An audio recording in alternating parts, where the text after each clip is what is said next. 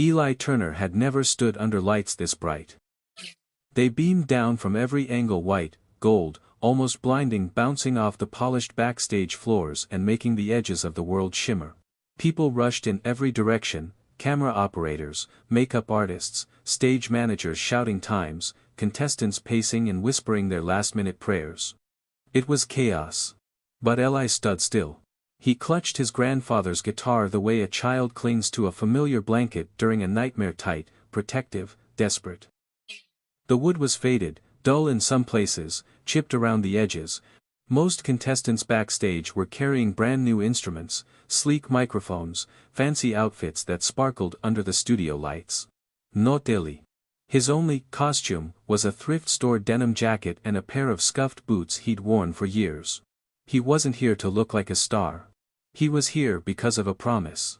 The last conversation he'd had with his grandfather replayed in his mind like an old VHS tape, grainy, warm, and permanent. His grandfather, Henry Turner, had been the kind of man who hummed Elvis songs while flipping pancakes, who believed a good song could fix a bad day, who never walked past someone struggling without offering a helping hand. He was a gentle force, a quiet legend in Eli's little Tennessee town. On the front porch, every summer night, he'd sit with Eli, strumming the same guitar Eli held now. It wasn't a museum piece. It was weather-beaten from decades of porches, bonfires, and Sunday gatherings. But to Eli, it was priceless, the last piece of a man who had shaped his entire world. Music, his grandfather had said one evening, tapping the guitar's body with a wrinkled hand, isn't about perfection. It's about honesty. People don't need perfect, they need real. At the time, Eli didn't fully understand.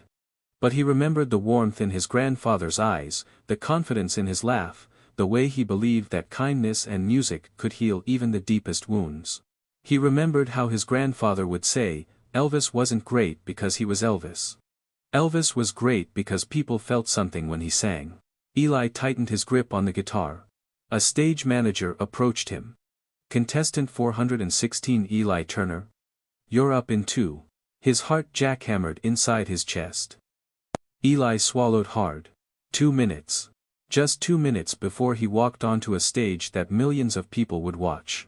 2 minutes before he either made his grandfather proud or disappointed the memory of the only person who ever believed he could do something extraordinary. You okay, honey? A makeup artist asked kindly as she hurried past, giving him a quick glance. Eli nodded, though every part of him felt like it was rattling apart from nerves. Yeah. Just big night. Trust. She smiled warmly. Your guitar looks special. He looked down at it. It was my grandpa's. Well, she said, touching his shoulder lightly, sing like he's listening. He almost whispered, I hope he is. Around him, backstage felt like a different universe. One girl was practicing dance steps so aggressively that her hair whipped like a tornado. A man in full magician attire kept muttering card tricks. A pair of twins were harmonizing perfectly, warming up like seasoned pros. Eli felt small. Too small. He had never performed on a stage this big. Back in Tennessee, the largest crowd he'd ever sung for was maybe 20 people at the church potluck. Most times he just sang for his grandfather, who would close his eyes and smile as though hearing Elvis himself. But now his grandfather was gone. And all the songs Eli hadn't sung for him, all the moments they wouldn't get, they pressed on Eli's chest like a weight he wasn't strong enough to carry. A familiar smell drifted through his memory, candle wax and old books, the scent of his grandfather's house. He remembered the night he lost him, standing in the quiet living room after the funeral, staring at the guitar resting in the corner. His father had said, he'd want you to have it. And beside the guitar was a folded note. Eli didn't open it until days later. When he did, he cried harder than he ever had before. It read, Eli, one day your voice will take you farther than mine ever did. Don't hide it. Let the world hear you. And when you sing, sing with heart. Grandpa. That note lived in the guitar case now, tucked under the velvet lining like a hidden flame keeping him warm. Contestant 416, please come to the stage, a voice called from the hallway. Eli's breath hitched. This was it. The stage manager gestured. This way. Slow and steady. Eli followed, boots tapping softly against the floor. The hallway narrowed into a tunnel lit from above. Each step felt like walking through a dream he wasn't ready for. He could hear the distant roar of the audience, the thrum of excitement. A wave of fear surged through him. What if I mess up? What if they laugh? What if I'm just a kid pretending to be something he's not? He paused at the edge of the curtains. Then he heard his grandfather's voice in his memory, clear as day. Real, Eli. Just be real. He took one long breath, wiped his sweaty palms on his jeans, and positioned the guitar strap on his shoulder. The wood felt warm under his fingertips, like an encouraging touch. A stagehand lifted the curtain. The light on the other side was blinding. The space felt enormous, endless rows of seats, glowing judges' table, cameras aimed straight at him. The air buzzed with energy, expectation, possibility. Eli stepped forward. He felt the weight of the world. And the love of his grandfather. All in the same heartbeat. As he walked toward the center mark on stage. He whispered under his breath. The words barely audible. Grandpa, this one's for you. And in that moment, he felt something shift. The fear didn't disappear, but it softened like a hand letting go of his throat. He wasn't alone. The music, the memories, the love, they walked onto that stage with him. He lifted the guitar into the stage, felt impossibly huge as Eli stepped into the center, the massive, Got Talent, logo gleaming under his boots. Every inch of the place was humming, lights shifting above him, cameras zooming in, thousands of people murmuring, waiting. But for Eli, everything went silent. He swallowed hard as he looked toward the judges' table. There they were, 4 faces he had only ever seen on TV. Simon leaned back with his usual mixture of curiosity and skepticism. Arms crossed, Sophia smiled warmly, giving the kind of expression that said, "Don't be scared, honey." Heidi tapped her pen, while the last judge nodded politely, encouraging him. But they didn't know him. They didn't know his story. They didn't know the promise quietly burning in his heart. "Hello," Simon said, voice echoing across the stage. "Tell us your name." "Eli Turner," he replied, a tremor in his voice. "Where are you from?" asked Sophia. "Small town in Tennessee," he said. Really small. And what will you be doing for us today?" Heidi asked. Eli gently patted the guitar. "Singing an Elvis Presley song." Simon raised a brow, a tiny gesture, but one that made the entire audience lean forward. "Elvis," Simon repeated, as if testing the word. "That's brave." A few people in the audience chuckled softly. Everyone knew Elvis songs were notoriously hard to sing convincingly, too iconic, too familiar, too big. Attempting Elvis was a shortcut to being judged harshly. But Eli didn't flinch. He remembered his grandfather's voice saying, "People feel it when you tell the truth." "Yes, sir," Eli said quietly. "It's a song that meant a lot to me." Simon nodded.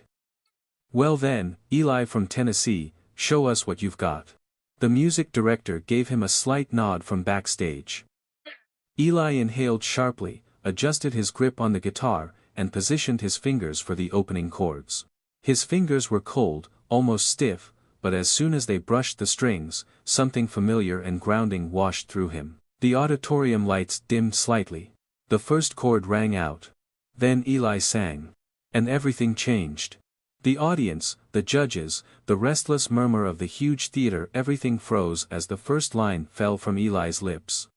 His voice wasn't loud. It wasn't theatrical. It didn't try to impersonate Elvis. It was gentle, warm, pure. A voice shaped by memory, grief, love, and countless nights singing on a creaking porch with a man who believed in him. He sang, "Can't Help Falling in Love," each word floating like a feather across the space. Wise men say. The notes were rich but fragile, like they were made of something holy. Only fools rush in. By the second line, several people in the front row had stopped breathing. A young woman's eyes widened. A man lowered his phone, forgetting to record. Even the backstage crew, people who had seen thousands of contestants, slowly turned to watch the monitors. But it was the judges' reactions that told the story. Sophia's mouth fell open. Heidi's eyebrows lifted in surprise. The last judge leaned forward, eyes narrowed with concentration. And Simon, who had likely heard more Elvis covers than anyone in the room, slowly uncrossed his arms. His head tilted. He squinted with disbelief, the slightest flicker of something rare, genuine admiration. Because Eli didn't just sound good. He sounded honest. Halfway through the first verse, it became clear that Eli wasn't performing. He was remembering. Remembering the nights when his grandfather would tap his foot in rhythm. Remembering how the old man would say, "Sing like you're telling a secret." Remembering the taste of sweet summer air and the soft glow of the porch light. Remembering the one person who made him feel like he was enough. Those memories poured into every syllable. Take my hand. Take my whole life too. The audience began to sway. A few people pressed tissues to their cheeks. The camera zoomed in on Eli's face, eyes closed, brows slightly raised, expression vulnerable and open, as though singing not to thousands, but to one soul. The guitar's warm tones filled the vast room, wrapping around listeners like a familiar blanket. Everything felt intimate. Impossibly intimate. It didn't feel like a TV competition. It felt like a boy telling the world the truth about love and loss. And then came the note. The one his grandfather always told him was the heart of the song, the one that required courage, not technique. Eli approached it with a deep breath, shoulders trembling slightly. For I can't help. He held the note with a quiet strength, eyes lifting open just a fraction, looking straight into the lights. Golden reflections danced across the guitar's worn surface. The moment stretched, thick with emotion. A falling in love. With you. Silence. Pure. Absolute silence. Even the air felt stunned. When the final chord faded, the theater didn't erupt into applause, not right away. The audience just stared, some with parted lips, others frozen with hands over their hearts. It felt as if they were afraid to break the spell, afraid the beauty of the moment might shatter. Eli stood still, breath shaking, fingers trembling around the guitar. For a split second, he thought he had failed, that the silence meant disappointment. But then the first sound came. A single gasp. Then a small sob from somewhere in the third row. Then the applause hit like a wave. Loud. Wild. Overwhelming.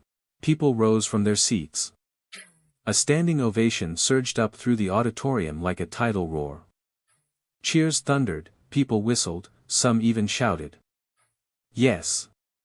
In disbelief. Eli's eyes widened. He had never heard applause like this. He had never heard applause for himself. But the most shocking reactions were the judges. Heidi wiped the corner of her eye. Sophia pressed both palms to her chest, shaking her head as though the performance had physically moved her. The last judge leaned back, smiling softly. And Simon. Simon simply stared. Not coldly. Not critically. But with a look that said, "Where have you been hiding all this time?" After several long seconds, the applause died down enough for him to speak. But he didn't rush. He didn't joke. His voice was lower, gentler than usual. "Eli," he said, "that was unexpected." Eli's throat tightened. He couldn't speak yet. Simon continued, leaning forward. "I've heard many Elvis covers. Many. But you." He paused, choosing his words carefully. "You didn't copy him. You didn't try to be him. You sang from somewhere. Real." Eli blinked rapidly, trying not to break down. "You made this entire room feel something," Simon said. "That is rare." The crowd cheered again. But before Simon could continue, a movement in the audience caught everyone's attention. Someone was standing. Crying. Trying to speak.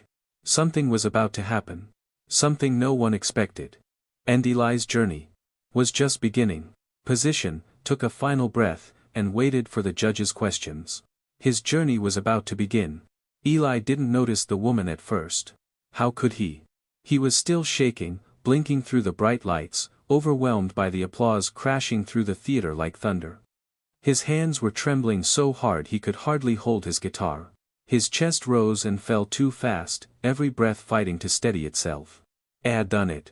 He had stood on the biggest stage he had ever seen and poured out everything. For his grandfather. For himself. For the memory of a man he loved more than words. But as the cheers softened into murmurs, and as the judges prepared to speak again, a sudden shift rippled through the air. A quiet gasp. A rustling of seats. A hush that fell like a blanket. It wasn't the normal post-performance energy. This was something else. A collective breath held in confusion. Or anticipation. Simon looked to his left, eyebrows knitting together.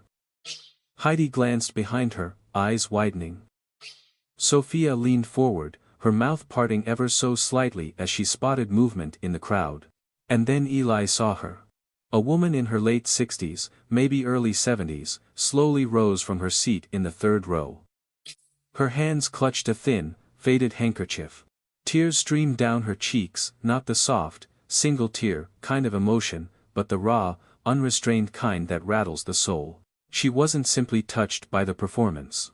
She was devastated. Shaken. As if Eli had reached into a place she had kept locked away for decades. The audience began whispering in confusion. Eli's heart skipped.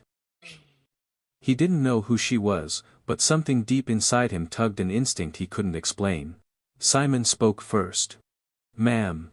Are you all right?" The woman nodded shakily but couldn't form words. Her lips trembled as though every thought inside her had collided at once. Eli glanced at the stage crew, unsure whether he should step back, give her space, or stay where he was. But she lifted her eyes, blue, soft, tired eyes, and looked straight at him. Not at the judges. Not at the cameras. At him. "Henry Turner," she whispered. Eli froze. The name hit him so hard he lost his breath. His fingers slipped off his guitar strings. He took one tiny step forward without realizing it. That was his grandfather's name. His full name. A name he rarely heard spoken by anyone outside his family. The audience fell completely silent. "You," the woman said, clutching her chest, "you sound just like him." Eli's vision blurred for a moment. You knew my grandpa." The woman nodded, then shook her head, then nodded again, unable to control her emotions. A stagehand moved toward her, uncertain whether to escort her out or assist her, but she raised a hand, signaling she was fine. She inhaled deeply, steadying herself. "My name is Margaret," she began, voice breaking on nearly every syllable. "And your grandfather?" "Henry, he saved my life." A gasp rippled through the entire room. Eli's eyes stung. He felt as if the ground beneath him shifted. Save her life? His grandfather. He had known the man was kind, gentle, compassionate, full of stories and small acts of generosity. But save someone's life? The weight of those words settled into his chest like something holy. Margaret dabbed her wet cheeks with the handkerchief. "It was the winter of 1974, she continued. "I was 19. Homeless. Freezing. I had no one. Not a dollar, not a coat warm enough to survive another night." The audience listened with breathless stillness. "I collapsed behind an old diner in Knoxville," she said softly. "It was snowing so hard. I could barely see. I thought I was going to die." She paused, voice trembling. "And then Henry found me." Eli swallowed the lump in his throat. "He didn't walk past me," Margaret said. "Most people did. But not him. He picked me up, carried me inside the diner, wrapped me in his own coat. He didn't even know me." Her voice cracked. "I remember him singing softly, trying to keep me awake, singing Elvis songs to calm me." Eli's breath shattered. Elvis songs. Of course. The song he had chosen tonight was one his grandfather used to sing for comfort. Maybe he learned it that night for her. Margaret clutched the back of the seat in front of her. "He got me food. Warmed my hands. Stayed with me for hours until the storm passed. And when I cried, embarrassed that a stranger was being kind, he said." Her voice softened. "When you can, pass a little kindness forward." The audience was crying openly now. Tissues came out. Couples held hands. Even some stage crew wiped their faces as discreetly as possible. Eli was rooted to the stage, trembling. This was the kind of story his grandfather never shared. The quiet heroism of a man who did good without needing applause. Margaret took a shaky step forward. I've never forgotten that night. I've spent the last 50 years helping others whenever I can, because he saved me. He saved my life. She tried to breathe, but her chest rattled with emotion. And when you started singing, she pointed at Eli's guitar hand. I heard his voice in yours. The same gentleness. The same truth. Eli's tears finally fell. He didn't even try to hide them. The grief he had swallowed for months burst open. He lifted a hand to his face, wiping at the tears that blurred his vision. Sophia was sobbing openly. Heidi pressed a hand over her heart. Even Simon swallowed hard, his eyes lower than usual. Margaret reached into her bag with trembling fingers. I never knew what happened to him, she said. I searched for years. I wanted to thank him properly. And now. She held up a small envelope. Now I know why I could never find him. She looked at Eli with a look only someone who has known deep loss can understand. He's gone, she whispered. But his kindness isn't. Eli's knees weakened. For a moment, he felt like a child again, small, fragile, desperately wishing he could talk to his grandfather one more time. But seeing this woman, this stranger who owed her entire life to the man who raised him, felt like receiving a piece of him back. A gift. A connection across time. Margaret wiped her eyes. And you. You're carrying his voice into the world. You're carrying his heart. Silence hung in the air like a sacred pause. Then, softly, almost reverently, Margaret added.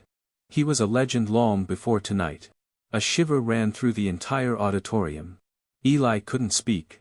He couldn't breathe. He just held his grandfather's guitar closer, as if the old wood suddenly glowed with memories. Simon leaned into his microphone. Margaret, he said gently, would you like to come up here? Ho you mass. The audience cheered softly. Margaret nodded and began making her way forward. As she stepped into the aisle, several people reached out to steady her, touched by her trembling strength. Eli waited, heart pounding, watching a stranger walk toward him with the weight of his grandfather's legacy in her hands. He didn't know what was in the envelope. He didn't know why she had searched for Henry all her life. He didn't know how this moment had found him. All he knew was this. His grandfather's kindness hadn't died. It had just taken 50 years to find its way back home. And the journey wasn't over yet. The theater lights softened as Margaret slowly made her way toward the stage. The entire audience watched in reverent silence, as if something sacred was unfolding before their eyes. Eli stood frozen at center stage, his fingers wrapped tightly around his grandfather's guitar, his heart hammering against his ribs like it wanted to break out and run to her. Stagehands guided Margaret to the stairs. She looked fragile but determined, clutching the small envelope against her chest as though it were a treasure she had protected for decades. The closer she came, the more Eli's breath trembled. He wasn't sure what he expected, maybe a handshake, a few words, a moment of shared grief for a man who had shaped them both in different ways. But when she stepped onto the stage and their eyes met, something warm and familiar moved between them. A connection built from a man who had always believed kindness was worth giving away freely. Margaret wiped her eyes and attempted a smile. You really do look like him, she whispered. Eli let out a shaky laugh. I wish I had known him like you did. She shook her head gently. Oh no, sweetheart. You knew him in the way that mattered most. Sophia's quiet sniffles echoed through the microphone, drawing soft laughter and warm smiles from the audience, easing the tension for a moment. Simon leaned forward. Margaret. You mentioned you've been looking for Henry for years. Why? Margaret held the envelope a little tighter.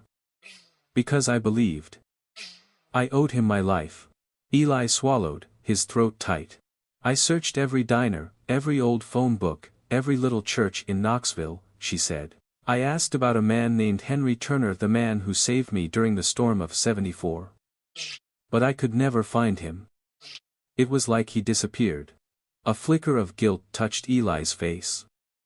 My family moved after I was born, he murmured softly. Grandpa.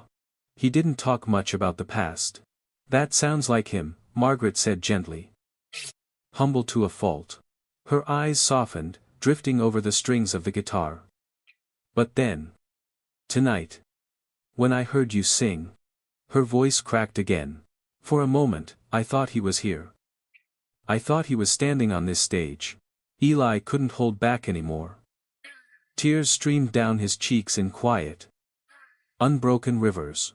Simon cleared his throat deep, deliberate, trying to steady himself. "Margaret, what is that you're holding?" Margaret's hands shook as she lifted the envelope. "This is his." Eli's head snapped up. "What?" She nodded. "He left it at the diner that night. It fell out of his coat when he wrapped it around me." Margaret smiled sadly. "I tried to find him to give it back, but when I couldn't, I kept it safe. I thought, one day, maybe God would lead me to the right place." She exhaled a trembling breath. "I think today is that day." Eli stared at the envelope like it was a message from heaven. "Would you like to open it?" Margaret asked. Every muscle in Eli's body hesitated. The envelope felt heavy with 50 years of silence. Slowly, he reached out, hands trembling, and Margaret placed it into his palm gently, as if handing over the last piece of a puzzle that had been incomplete for too long. The room held its breath. Eli turned it over. The paper was yellowed with age, soft at the edges, but sealed untouched. And on the front, written in neat, looping handwriting, were words that stole his breath. "My song. For someone who needs it." He inhaled sharply. "Grandpa wrote music?" he whispered. Margaret nodded. "He sang to me that night while keeping me warm. I think he meant for this song to help whoever found it." Eli looked to the judges, unsure if he should open it here now, in front of thousands. But Simon nodded gently, encouraging him. "It's yours, Eli." With trembling fingers, Eli slowly broke the seal. The audience was so silent that the faint tear of the paper sounded like thunder. He pulled out a single sheet-lined paper from an old notebook, creased and weathered. The top corner read, "A Better World. Original by Henry Turner." Eli's breath hitched. His grandfather had written a song meant to be found. A song meant to be shared. As his eyes scanned the lyrics, the words blurred through his tears. It wasn't just a love song. It wasn't just a poem. It was a plea, a gentle, aching plea for kindness in a world that so easily forgets it. Lyrics about giving help to strangers, about singing through the cold nights, about passing hope forward like a torch that never dims.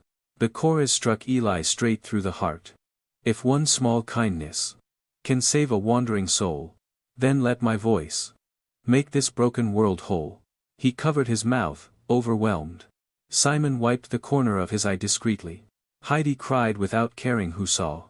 Sophia whispered, "This is unbelievable." Margaret rested a hand on Eli's shoulder. "Your grandfather saved me with that voice.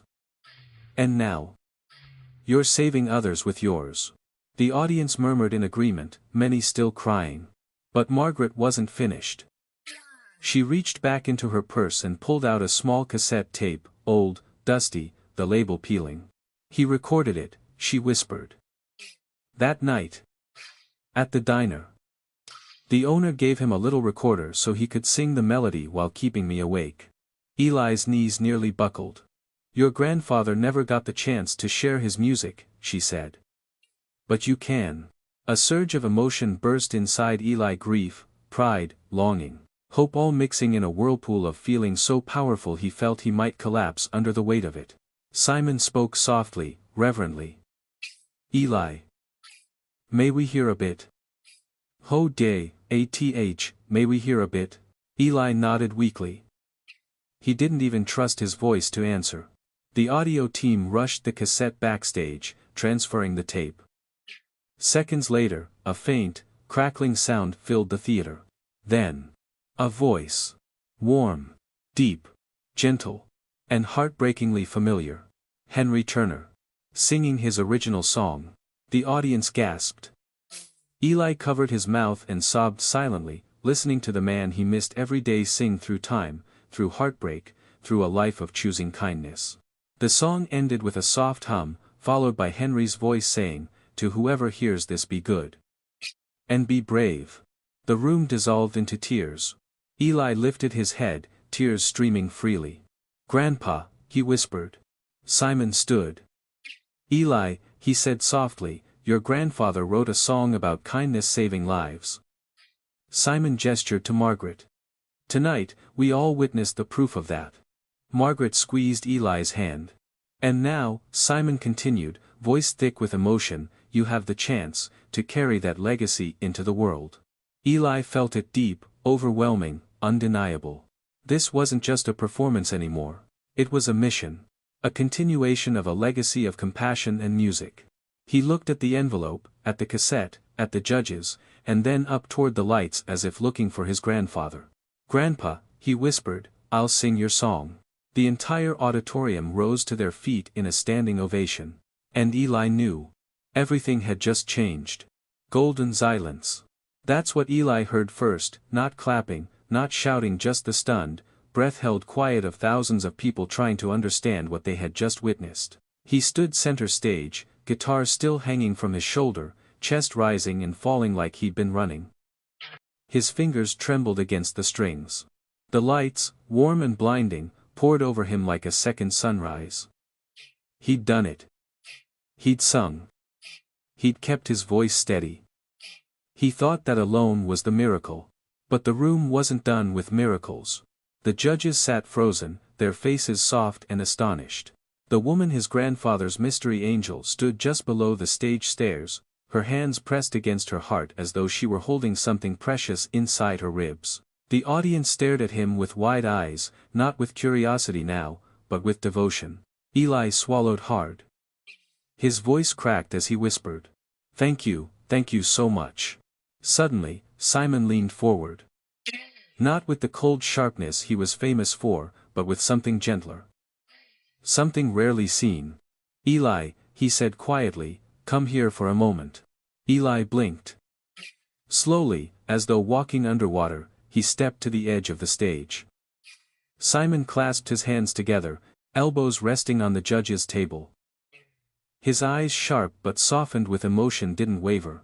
"Do you know what you just did?" Simon asked. Eli shook his head. I just sang for my grandpa." "No," Simon said firmly. "You didn't just sing. You brought something back tonight. Something pure. Something real. And trust me, that's rare." The other judges nodded. One dabbed the corner of her eye with a tissue. Simon continued, voice low and almost reverent. "You sang with heart. With soul. With kindness. The kind of kindness your grandfather lived by. And that," he pointed toward Eli's chest, "is the very spirit that made Elvis a legend." Eli's breath caught. His throat tightened. He couldn't speak. The woman in the front row stepped a little closer. Her eyes glistened under the stage lights. "Your grandfather changed my life," she whispered, loud enough for the microphone to catch. "And tonight, you changed mine again." The audience gasped softly. Eli felt tears rise so quickly he barely blinked before they spilled across his cheeks. The host walked onto the stage, placing a steadying hand on Eli's back. "Eli," he said warmly, "sometimes the world needs to be reminded that ordinary people can be extraordinary. And tonight, you reminded all of us." The crowd erupted into applause, deep, rolling, emotional applause that sounded like wings beating against the walls of the auditorium. But Simon still wasn't finished. He rose slowly from his chair. The audience sensed what might happen and their voices pitched into a hopeful, trembling scream. Eli didn't dare believe it. His stomach dropped. His heart jolted. His fingers curled around the neck of his guitar. Simon stepped forward, expression proud and teary-eyed, something no one ever expected from him. "You didn't just sing Elvis tonight," Simon said, voice rising. "You honored him. And you honored a man who gave more kindness to this world than most people ever will. Your grandfather deserves to be remembered. And so do you."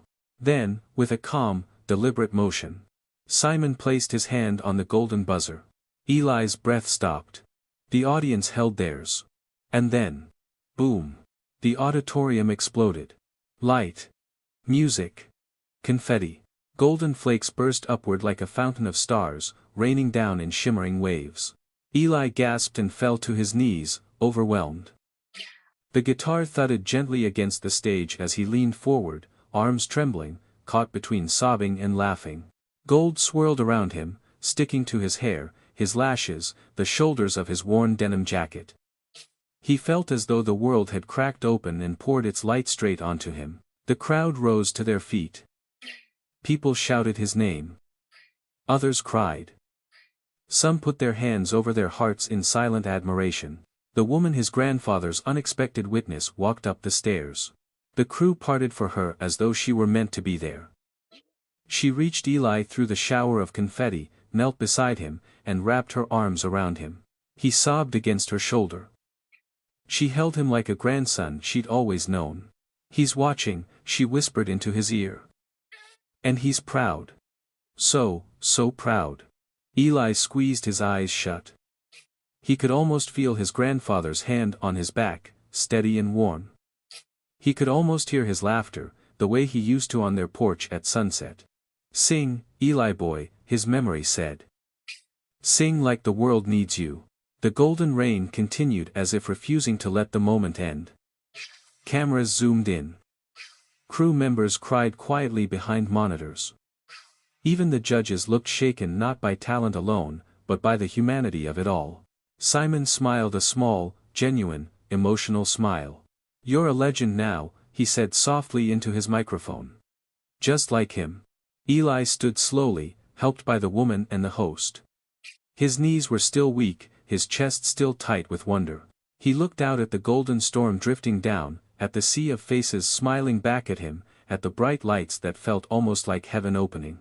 For the first time in his life, he didn't feel invisible. He felt seen. Heard. Valued. His grandfather's legacy wasn't lost. It was alive right here, in the music, in the kindness, in the golden confetti shimmering like sunlight on an old screen door. As the moment began to settle and the music faded, Eli pressed a hand over his heart.